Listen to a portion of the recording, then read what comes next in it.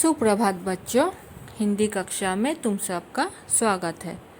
हम व्याकरण संबोध में से पाठ 3 मात्राएं, शब्द और वाक्य पढ़ रहे हैं। हमने हमारे पिछले कक्षाओं में मात्राएं और शब्द जाने। आज हम वाक्य किसे कहते हैं वो जानेंगे। तो जिस प्रकार वर्णों के एक निश्चित क्रम में जुड़ने से शब्द बनते हैं, उसी प्रकार शब्दों के एक निश्चित क्रम में जुड़ने से वाक्य बनते हैं। हमने जैसे जाना शब्द किसे कहते हैं, वर्णों को जब हम निश्चित क्रम में जुड़ते हैं और उसका अर्थ होता है तो उसे शब्द कहते हैं। वैसे ही शब्दों को निश्चित क्रम में जोड़ने से जब अर्थ निकलता है उसे वाक्य कहते हैं या उस वाक्य बनते हैं। प्रत्येक वाक्य का कोई अर्थ होता है। शब्दों का वो मेल जिनसे कोई अर्थ नहीं निकलता वो वाक्य नहीं कहलाता। कुछ भी शब्द हम आगे पीछे लिख ले और उसका कोई अर्थ नहीं हो तब वाक्य नहीं निकलता है। उसका अर्थ नहीं होने से हम उसे वाक्य नहीं कह सकते। जैसे यहाँ पर देखो पेज नंबर 24 कुछ उदाहरण दिए हुए हैं। नदी है बहती रहती, इसका कुछ मतलब निकलता है, कुछ समझ पाते हैं हम इससे? कुछ नहीं समझ आ रहे हमें, तो क्या हम इसे वाक्य कहेंगे? नहीं कहेंगे।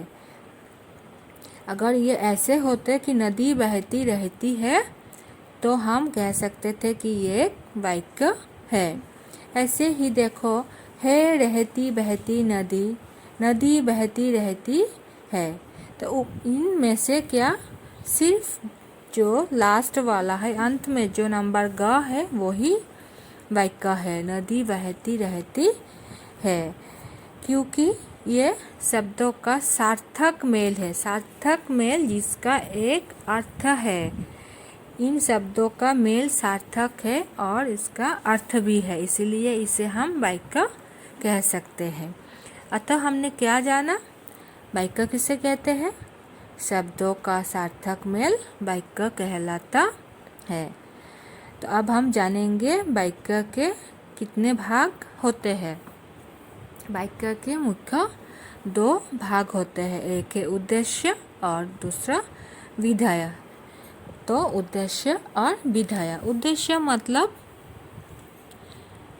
जैसे यहाँ पर देखो वैभव पुस्तक पढ़ता है, इस वाक्य में उद्देश्य है और बाकी बचा वाक्यांश विधेय है।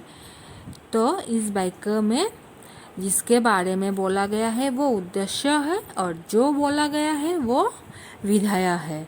तो वाक्य के कितने भाग होते हैं? 2 भाग होते हैं, उद्देश्य और विधेय। तो हमने क्या क्या जाना इस पाठ से? हमने जाना कि स्वरों के निश्चित चिन्हों को मात्रा कहते हैं।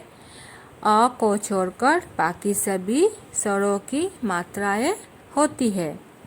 र में उ और ऊ की मात्रा इसके पेट या बीच में लगती है, जैसे र, रु, रू।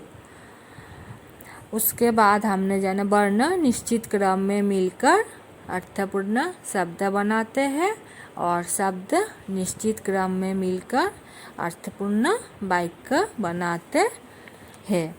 तो बच्चों ये पाठ अच्छे से पढ़ना और समझने की कोशिश करना और क्लास वर्क और होमवर्क जो दिए हुए हैं वो भी सुंदर करके अपने हिंदी कॉपी में लिखना। धन्यवाद।